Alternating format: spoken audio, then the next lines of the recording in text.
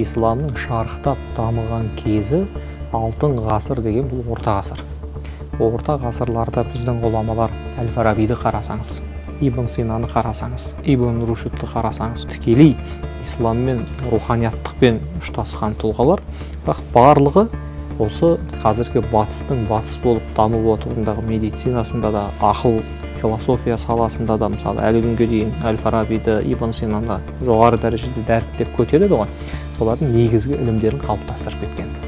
Кейінірек негізгі асыл ілімнен алыстап, ұзақтап қалғаннан кейін, бабалардың жолынан 70 жылдық қазақ жеріне, қазақ қоғамына қарасақ, дінсіздендіру саясатының салдарынан біз кейінгі тәуелсіздікпен бірге келген дінде, діни түсінікте негізгі ақиқат ұзағырақ тұр, адасушы ағымдардың түсінігі негізінде діни түсінік қалыптаса бастады.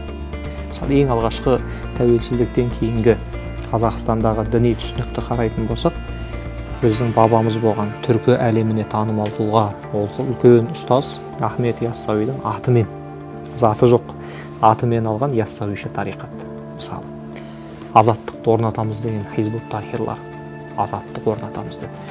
Ең алғашқы келген топтардың бәрін қарасаңыз, тәуелсіздіктен кейінгі бұл толық ақиқат дінді түсіндіруші топтар емес. Адасушы, деструктиві, өзгеше халықтың санасын бұрмалаушы топтар.